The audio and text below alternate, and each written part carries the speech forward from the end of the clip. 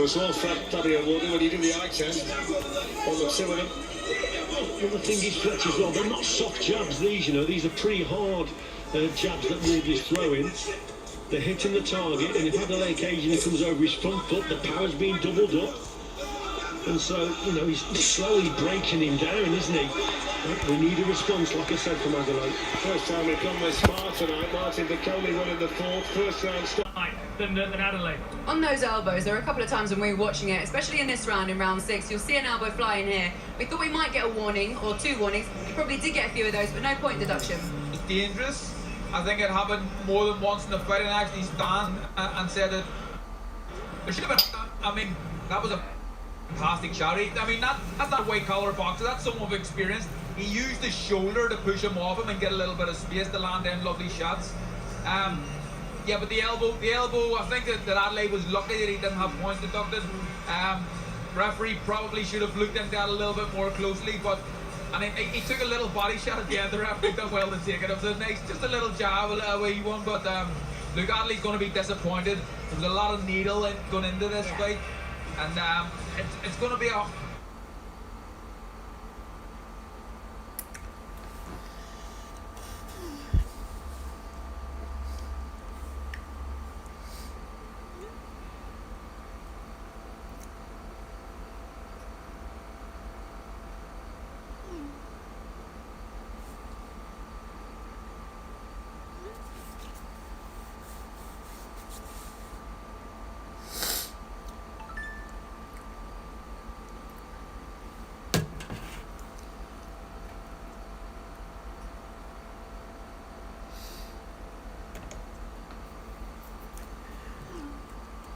Yep, it went silent because it knocked off the Brits are doing a wonderful job, I may say, for this fight. Let's go with link 11. Even know what Mike Tyson looks like because they didn't have any pictures, they didn't have any posters. Oh, it's better. They're not talking British. That's how big of a deal we all know that no Mike offense Tyson to the British. was. His story got into the village of Francis Ngannou, and Francis Ngannou said, "I want to be that guy someday." And tonight, he gets to be that guy with Mike Tyson in his corner. It's you can't even. Mike Tyson in the corner. Let's share with everybody your recent conversation with. Unbelievable, Mike Tyson, a trainer. Who would have thought that? Francis Ngannou has arrived. He's the scariest guy I've ever seen fight. Oh my God! He's gonna come in there and try to knock the damn hell out of Tyson Fury. When did this fight in your mind feel right? Like it was like, oh man, this is real. Even before I signed it, it's a big fight. So I thought that I was more excited over Ngannou had the chance to get the belt, but he's not.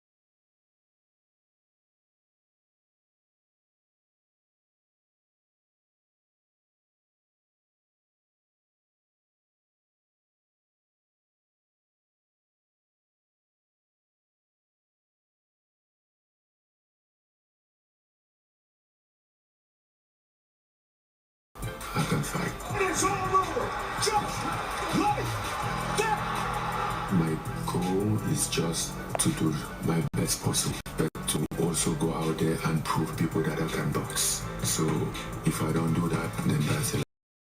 No setting limit for myself. No believe that there is always a way to go higher, and then do everything in that purpose. Oh, cool.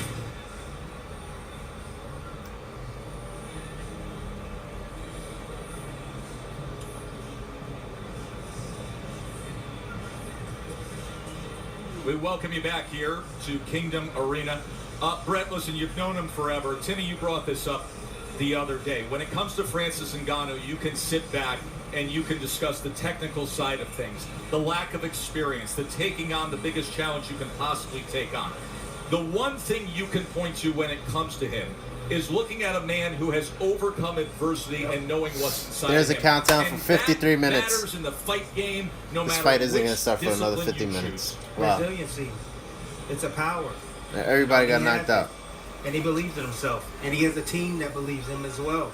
You know, we're saying that, oh, he's a non-conformist. He came from MMA. Yes, he's not a technical boxer. But at the end of the day, what he does bring is he has instinct. Instinct as a fighter. He knows how to move inside of a ring. He knows how to move inside of a cage. Trust me on this. If he's able to land on Tyson Fury, even a jab, you know, that's success in his eyes. Yeah. You know, land something, because this is Fury's domain. Think about that. And he's able to land against one of the greatest heavyweights of this generation. Well, why do we watch combat sports, guys? I think it's a combination of skill, but also will and just the human spirit, right? And that sounds kind of cheesy a little bit, but that's exactly what it is. And sometimes the human spirit can almost overcome skill. There's no doubt about it that he is at a skill deficiency. But when you're talking about Francis Ngannou, one story that he told me is that when he decided to leave his village in Cameroon, he did not say goodbye to his family because he knew that his family would talk him out of it. I mean, that is the kind of guy that said, I am going to do something with my life. And so here he is. He has put this all together. I mean, how can you doubt a guy like that? All the odds are stacked against him, but this guy's just had magic moments in his life. And when I asked him tonight, when he got to the arena, does it feel like destiny? Does this chapter, does it got to be written with a win? And he believes it. He truly does believe it. Listen, I want to get back to talking about his family, talking about the village in Cameroon in just a moment. But you've been with him in the hours leading up to what we're about to see with this ring walk. You've also been with him prior to his biggest moments in the UFC. What are you reading on Francis Ngannou right now?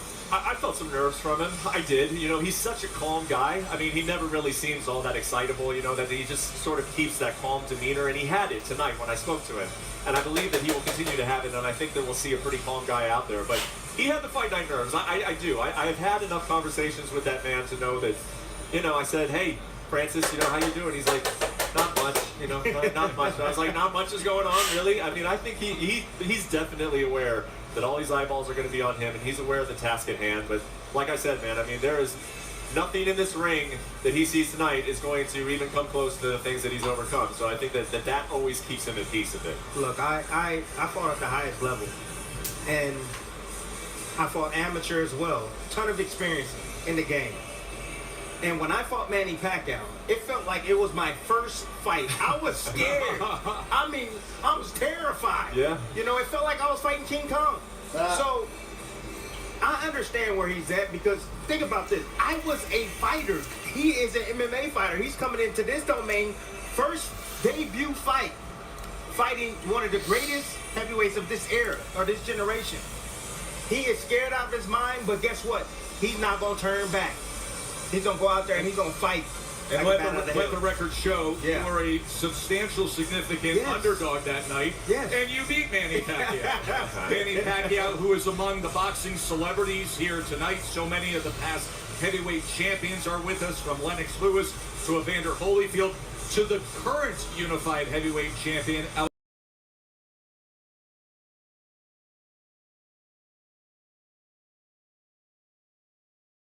23rd. Of course, we have so many legends of the MMA, UFC as well here tonight. I want to get back to the backstory of Ngannou for a moment, because obviously it's been well documented that Francis Ngannou, even though he's been on top of the world, did not score the big payday in his MMA career.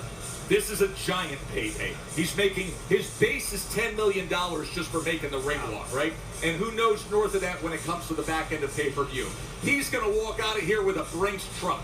But when we met with him this week, he said to us, Brett, one of the things that is most special to him and why he wanted to do this is that the Saudis brought his family here to be with him headache-free this week. Yeah, that's been a difficult challenge for him, is to get his family over to the U.S. And that has to do, obviously, with the travel documents that are required and, you know, everything else. Of course he wants his family to see this. You know, after every big win, essentially, he goes back to Cameroon and he revisits his roots. And when I say he revisits his roots, guys, he's not staying at a 5-star hotel and then going over to see the village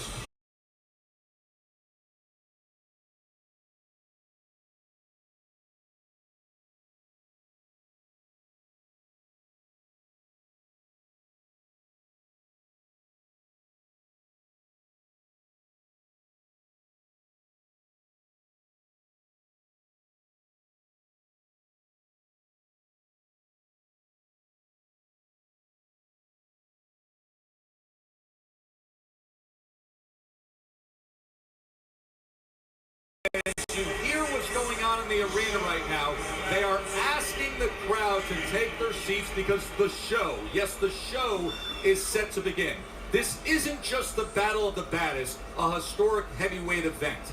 This is a showing by His Excellency Turki Al-Sheikh to show what Riyadh season is. And what that means is an Olympic opening ceremony level 3 fight performance.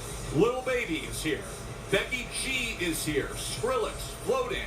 And there is going to be a performance with the same producers that do the Super Bowl halftime show, that do the opening of the Olympic Games in just moments. That'll then bleed right into the ring walks, and the ring will come out of the ground once that staging is removed on the railroad tracks. So that is what you're in store for here in moments. Tyson Fury, Francis Ngannou. It has been, of course, referred to as a crossover event because of the heavyweight boxer against the heavyweight MMA champion. But in reality, this is a crossover not just of combat sport disciplines, but an event that's intertwining countries, creeds, cultures. This has turned into a cultural mega event. And as everybody has been buzzing on social media, if you've been watching the arrivals in the last 24 hours, the surprise arrivals at the airport, it's not just the great champions of sports. It's Eminem. It's Ronaldo, who played a game today, making his way immediately to the arena. It's Kanye West. We even had The Undertaker walk in this building. And that is what is coming your way as a production budget that is beyond anything we have seen in sports entertainment is about to flex its muscle. Now, back to the conversation on Francis Ngannou and what he's facing, the difference between boxing and MMA. Here's the explanation he offered up as to the way he sees it. I grew up enjoying boxing. I grew up being a huge fan of boxing, wanted to become a boxer, you know, so it's not something new, and now I'm there, but, you know, I feel like I have skipped a lot of steps in, in my boxing career. The British didn't like me streaming, so I have to resend a link. Even those who've been doing this for 20 years, they've been dreaming of. And some guy just somehow find a way to get it in the front line. Okay, they didn't like that I was doing that. I'm just gonna post a live stream of like the when reaction. you practice MMA, or even though you do some striking, you do couple punches, you kick, you take down, you defend take down, and all this stuff. The first 2 weeks, I have my nickel like hurting, my shoulder, everything. So feels like I never hit. Britain didn't like just two that I weeks, was live probably like so throw I'm just gonna most punches that I have thrown a live in my reaction. whole See how it 10 goes. weeks MMA training camp. But even when I was training for MMA, I used to spar, do some boxing sparring, so it's okay. Sometimes, you know, I just think of what I've been through, how I get here.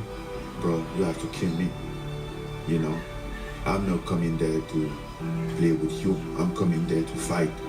But I'm not fighting you. I'm fighting my life. I'm fighting whatever is wrong in my life.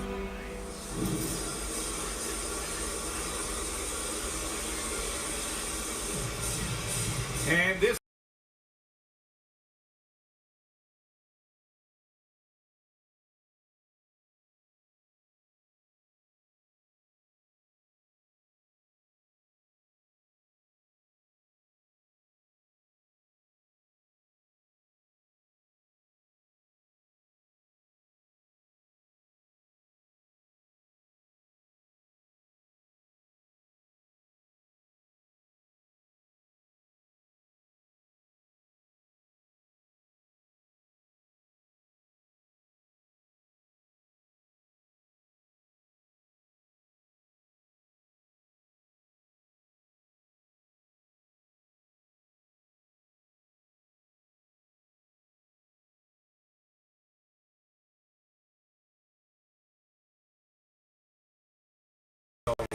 I greatly respect that. Brad Okamoto, the longtime MMA reporter, Joe Tessitore, and our two-division world champion, Timothy Bradley. Tim, this is nothing new. In the history of combat sports, we have always had nights like this. I know there's been a big reaction to this one, some on the positive, some on the negative. Bottom line is all the down my live are stream. showing up They didn't for like it. it, But you so go I'm back just through gonna do history, a live whether it's reaction. Muhammad Ali and Antonio Inoki, Enjoy. whether it's just a few years ago, one of the biggest pay-per-views in history, Conor McGregor, Floyd Mayweather. The crossover fights have happened, and the crossover fights will always happen. It will, because it generates so much revenue for both sides. I mean, this isn't good for just boxing. It's great for MMA.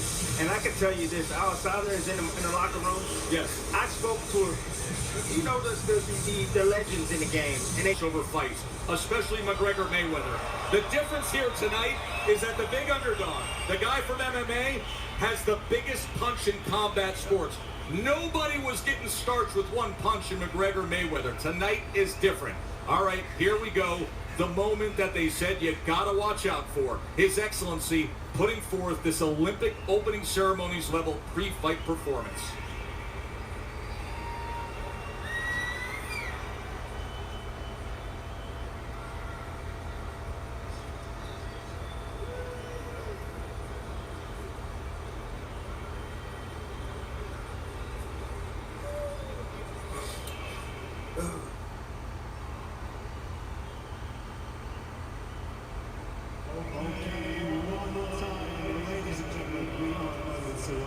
Could I ask you very politely to just keep the area around the circle stage clear? We have performers that will be coming on and off from the stairs, left and right, with some pyrotechnics as well. So please keep those access areas clear. Could we clear the aisles? Take your seats. We are ready. That's saucy. I like how they're doing it. Saudi Arabia.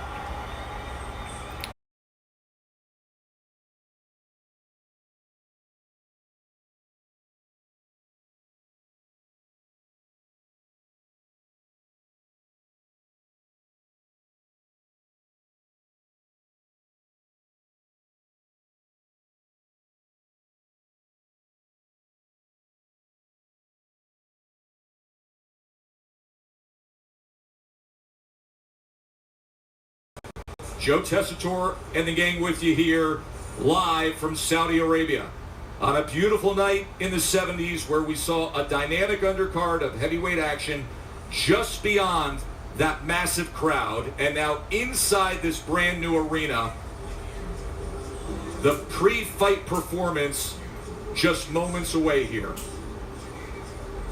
And as all the celebrities have come from the VIP area, Cristiano Ronaldo, Kanye West, Eminem, as well as all the boxing champions to settle into their seats.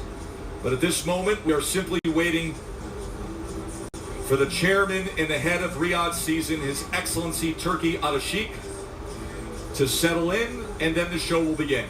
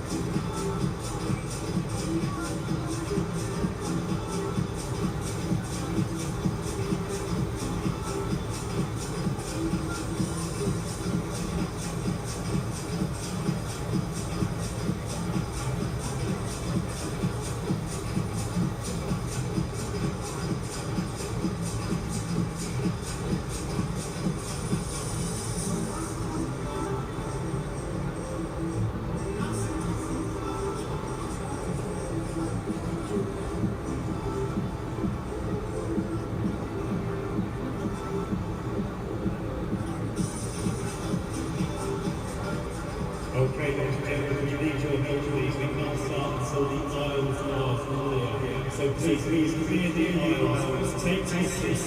We're ready. We just need a little bit of help from you guys. If you can just sit down, grab these seats. We'll be able to go. Also, one, a review tickets. Could you make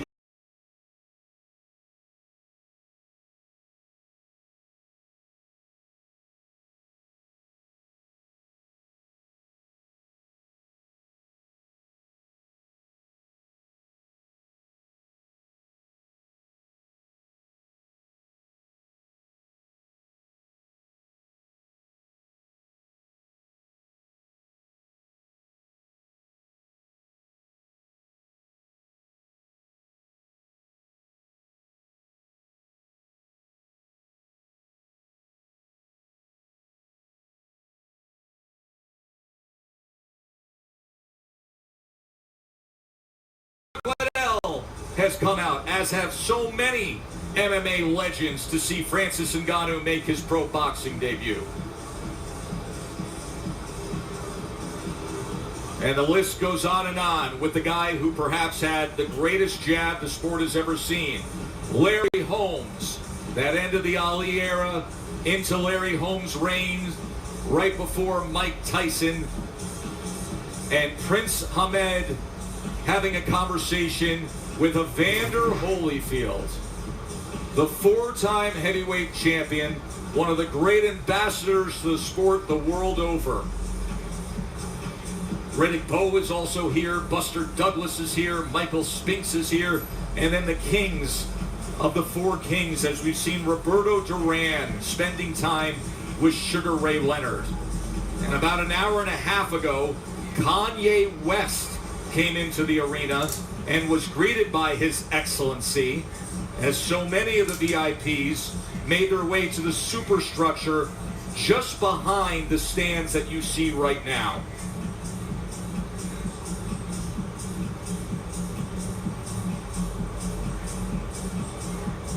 A non-traditional boxing event where the heavyweight championship of the world is not on the line, yet everybody in the world is fascinated to see what happens. Fascinated to see what takes place even in the next few moments, as the Saudis have said, come to us and let's show you how we do it at this level of the sport.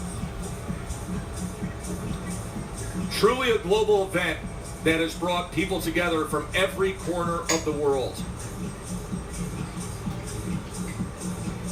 And there is the community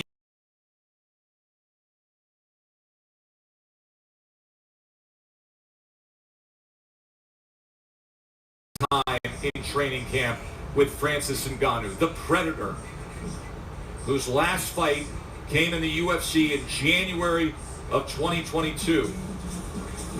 Prior to that, he was the #1 heavyweight in MMA. He was a knockout artist, a guy who has registered the hardest thrown punch in all of combat sports. He possesses it. He has the weapon to defeat any man, to floor anybody. But can he land it on the best heavyweight boxer in the world? The mobile 6'9" Gypsy King, Tyson Fury, who has been a fighting man his whole life and is incredibly skilled. Ngannou himself told us earlier today that he wants to prove to everybody that he can box. A dream accomplishment just to make his pro boxing debut. As long as he can remember, going all the way back to his childhood in Cameroon, his goal was to be a pro boxer.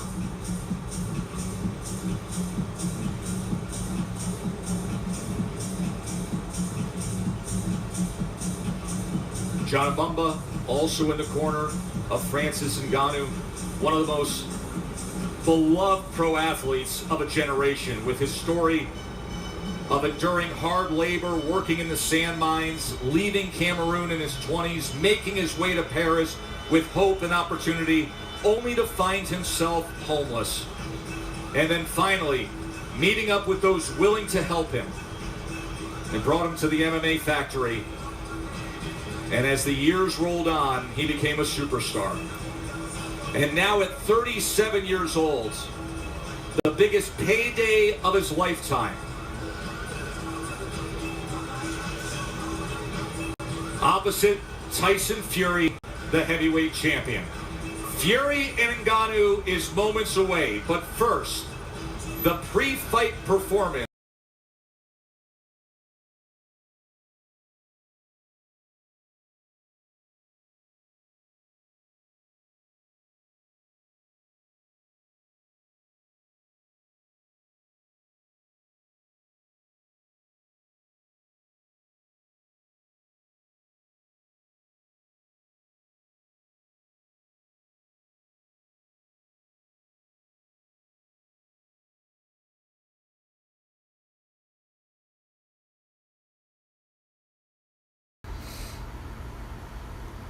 Let's see if that works. Okay. Well, fight's still not on. 26 minutes left. The audio sounds better if it's not laggy. It is an absolute spectacle. Comment where there has been no limit to the spending. if you can. Whether it's the production, the promotion, or the gifts given to Tyson Fury and Francis Ngannou. Including the fact that among the riches that came Fury's way for this fight, beyond the reported $50 million, His Excellency gifting Fury a Pagani Roadster, a $4 million handmade sports car. Nice. The other day, Francis Ngannou, who you see there, arrived in Riyadh, Saudi Arabia here. And Cristiano Ronaldo.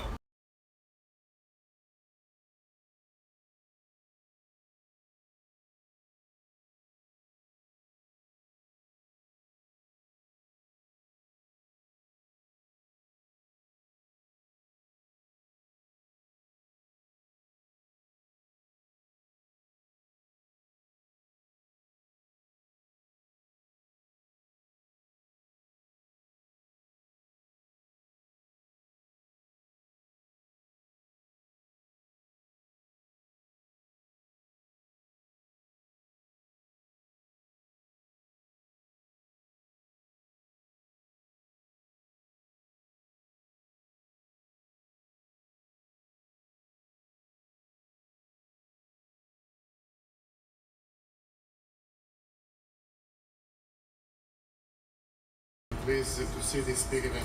I've never seen anything like it. Legends, superstars of the sports world, all under one roof. We know a little bit about spectacle, so it should be fun. Be fun to sit there and be a fan and watch. They put on an amazing card out here in Saudi Arabia. I'm actually hoping to come out here and fight soon myself. Heavyweight is always a surprise fight, you know. If you get one punch, it's done. Francis Ngannou is the ultimate underdog, and Tyson's the ultimate champion, so it's going to be amazing to watch. An MMA guy getting the opportunity to be the heavyweight champion of the world is kind of different. I like to watch him go the distance. I think Tyson is very smart, but I'm rooting for Ngannou. Main event is going to be a spectacle, man. It's the heavyweight game, right? I think that's what everyone talks about. People want to see knockouts. I jump in the ring with them, because I can whoop them, because they don't know yet. I think it's going to be an amazing fight. We'll see. That's what I'm here. We'll see who's going to win. Be here to be watching this in a close distance and to see an amazing fight. The new heavyweight champion of the world. Tyson Fury and Francis Ngannou fight is going to be history. It's something to be part of pop culture, and if you miss it, you're missing out. I mean, what Saudi has put up here is massive, especially Riyadh. The battle of the baddest. It's Fury versus Ngannou. You can't miss it. مساء الخير. في بداية النسخة الرابعة من موسم الرياض، سيدي رئيس مجلس الوزراء قائدنا الملهم وعراب الرؤية على دعمه اللامحدود لقطاع الترفيه بشكل عام ولموسم الرياض بشكل خاص. النسخة الرابعة من موسم الرياض مميزة تحقق أحلامكم وأمنياتكم بإذن الله. وفي الختام أهلا وسهلا بكم في موسم الرياض.